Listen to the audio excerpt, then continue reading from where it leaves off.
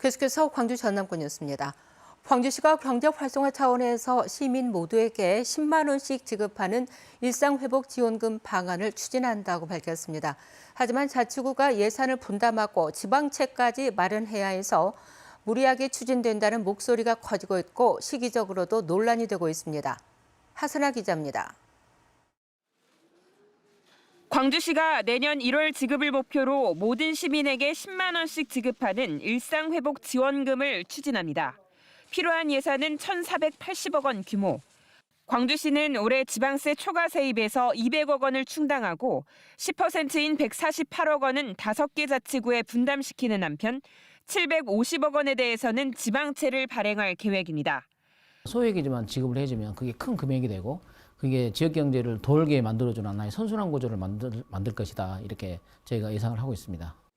하지만 재정 상황이 열악한 자치구에 예산을 분담하고 광주시 부채 규모가 전체 예산의 16%가 넘는 1조 2천억 원을 넘는 상황에서 지방채까지 발행하는 건 무리한 추진이라는 지적이 나옵니다. 더불어 또 2호선도 비용이 또 증액이 되고 또 향후에도 여러 가지 비용 증가될 부분들을 고려를 해서 철저하게 따져서 결정해야 될 문제다. 지난달에는 광주시가 광주 글로벌모터스의 첫 양산차인 캐스퍼에 대한 취득세 전액 지원 방안을 발표했다가 시의회 반발을 사기도 했습니다. 시의회와 예산 규모와 조례 개정 등에 대한 구체적인 협의 없이 발표부터 했기 때문입니다. 내년 지방선거를 의식한 잇따른 선심성 정책이라는 비판이 나오는 이유입니다. 선심성 깜짝 이벤트 같은 건데 실상 이게 진짜 시민들에게 필요한 그런 절박한 예산인가를 한번 따져볼 필요가 있습니다. 광주시는 시와 구의의 동의를 얻어 일상회복지원금 등을 포함한 내년도 예산안을 제출할 예정인데 예산안 심의 과정에서도 난항을 겪을 것으로 보입니다. KBS 뉴스 하선아입니다. 공유문화 확산에 맞춰 광주시가 공유자전거인 타랑깨 사업을 지난해부터 시작했는데요. 하루 이용료는 1,000원으로 저렴하지만 이용 실적은 저조한 것으로 나타나서 광주시가 개선책 마련에 나섰습니다. 보도에 김호 기자입니다. 광주 상무지구의 한 자전거 보관소입니다. 하루에 1,000원만 내면 탈 수 있는 공유자전거 타랑깨가 빼곡히 세워져 있습니다. 이처럼 상무지구 곳곳에 타랑깨 자전거 200대가 분산 배치되어 있지만 올해 하루 평균 이용 횟수는 전체의 3분의 1인 73차례에 그쳤습니다. 하지만 운영센터 설치비 등 지금까지 11억 원 이상의 예산이 투입됐고 앞으로도 해마다 5억 원 안팎의 운영비가 들어갈 예정입니다. 광주시는 타랑깨의 이용 범위가 상무지구로 한정된 데다 반납 등이 비교적 간단한 민간 공유자전거의 활성화로 타랑깨의 이용률이 저조한 것으로 보고 있습니다. 상무지구 안에서는 걸어 다닐 수 있을 정도여가지고 이용해 본 적이 없고요. 상무지구 밖으로 벗어나면 차 타고 다녀서. 광주시는 타랑깨의 이용률을 끌어올리기 위해 이용 범위를 광천동 일대까지 늘리고 아파트 단지나 광주천 주변 등 접근성이 높은 곳을 중심으로 자전거를 재배치할 방침입니다. 현재 타랑깨는 상무지구의 한정된 운영 범위로 인해 이용률이 저조한 것으로 판단하고 있습니다. 이용 수요가 높은 지역 중심으로 확대 운영할 계획입니다. 광주시는 또 공유자전거 활성화를 목표로 이번 달 한 달 동안 시민들을 대상으로 무료 이용 혜택도 제공할 예정입니다. KBS 뉴스 김호입니다. 어제 광주 전남에서 코로나19 신규 확진자가 33명이 추가되었습니다. 광주에서는 서구 소재 중학교 관련 감염 사례 4명과 직업소개소 진단검사에서 2명, 기존 확진자의 접촉자와 감염 경로 미확인 확진자가 각각 2명씩 추가되는 등 12명이 확진됐습니다. 전남에서는 집단 감염이 발생한 고흥에서 11명, 목포와 순천, 무안 등에서 수도권 확진자와 접촉해 감염된 사례가 각각 1명씩 나오는 등 신규 확진자 21명이 발생했습니다. 최근 전남 지역 코로나19 확진자의 3분의 2가 접종 완료 뒤에 감염된 이른바 돌파 감염인 것으로 확인됐습니다. 특히 전남은 노인 인구의 비율이 높고 백신 접종 시기가 빨랐던 만큼 추가 백신 접종이 시급한 상황에서 방역 당국의 고민이 깊어지고 있습니다. 최송영 기자의 보도입니다.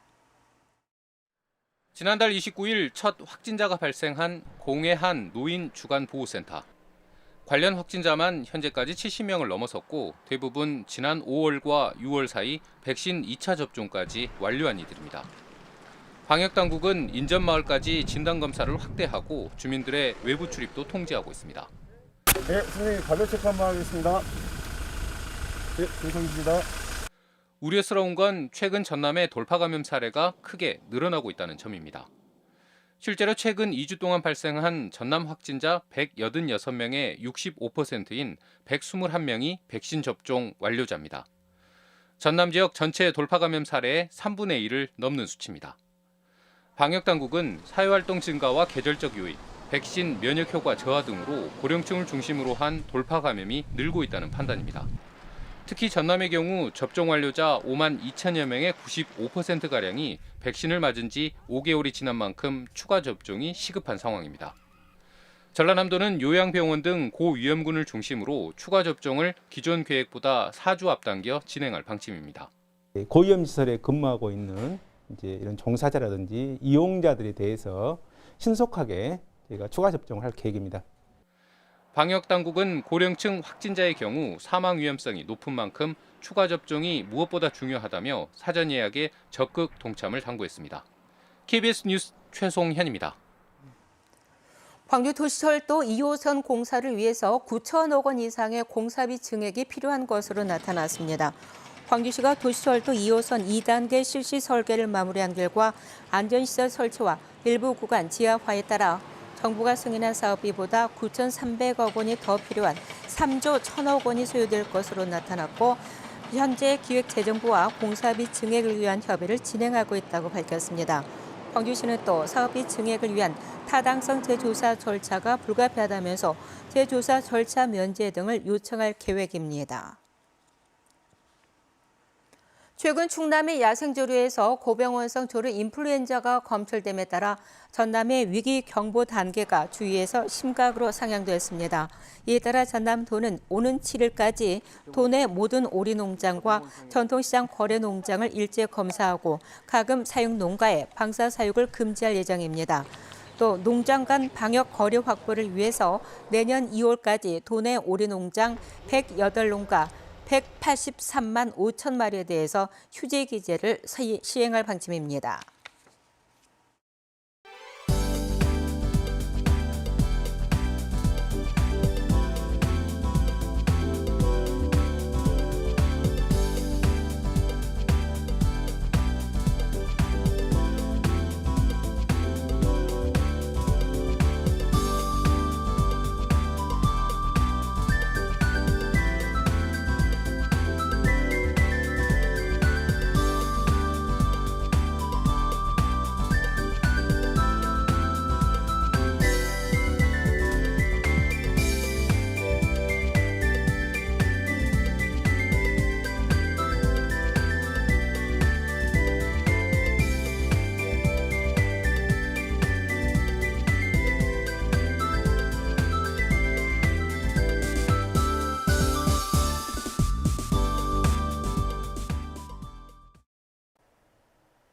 오늘 청명한 가을 날씨가 예상됩니다. 하늘도 대체로 맑겠고요. 맑은 하늘에 낮 동안 기온도 어제보다 조금 높아 선선하겠습니다. 다만 아침 공기가 어제보다도 더 차가워졌습니다. 최저 기온이 광주가 6.6도, 목포 9.7도 등 대부분 지역이 1에서 4도가량 낮습니다. 아침 저녁으로는 옷 따뜻하게 챙겨 입으셔야겠습니다. 요즘 안개가 말썽입니다. 구례와 화순 등을 중심으로는 가시거리가 200m 미만으로 짧게 나타나고 있는데요. 낮 동안에 옅어졌다가 밤에 다시 짙어지겠습니다. 항공기 이용하시는 분들은 운항 정보 미리 확인하셔야겠고요. 운전하실 때 안전거리 넉넉하게 확보하셔야겠습니다. 다음은 자세한 지역별 날씨입니다. 아침 기온 대부분 지역이 어제보다 낮아 쌀쌀하고요. 한낮 기온은 낮과 화순 18도가 예상됩니다. 여수의 낮 최고 기온 19도, 광양 20도로 어제와 비슷하거나 조금 높겠습니다. 목포와 무안 17도, 강진 19도, 완도 18도로 선선하겠고요. 신안을 비롯한 그 외 도서 지역도 17도까지 오르겠습니다. 바다의 물결은 전해상에서 비교적 잔잔하겠습니다. 내일 새벽 서해안 지역에는 비가 조금 오겠고요. 주말 사이에 다시 비 예보 나와 있는데요. 월요일에 비가 그치고 나면 기온이 큰 폭으로 떨어지겠습니다. 날씨였습니다. 광주 모 척추 전문 병원의 대리 수술 의혹과 관련해서 의사 등 관련자들에게 구속영장이 청구됐습니다.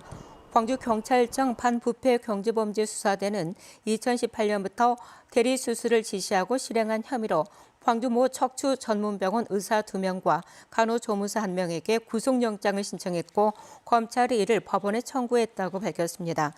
경찰은 지난 7월 신청한 구속영장을 검찰이 한 차례 반려했고 이후 보완 수사를 벌여 다시 영장을 신청했다고 설명했습니다.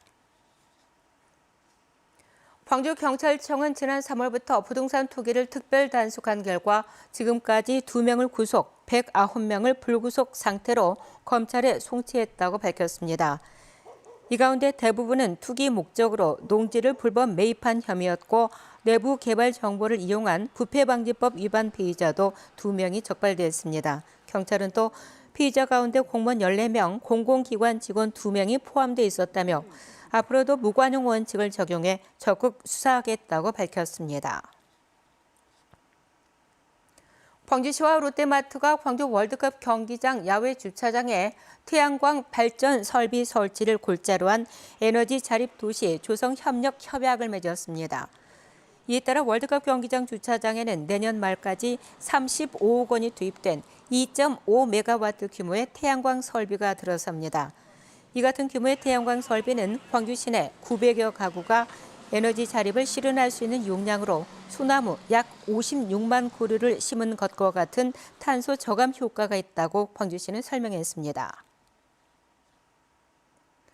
조순대학교 병원이 차세대 통합 의료 정보 시스템인 큐어를 구축하고 운영에 들어갔습니다. 큐어는 의료 영상과 진료 기록, 병원 경영 등 의료 서비스와 병원 운영을 통합한 차세대 의료 전산망 체계입니다.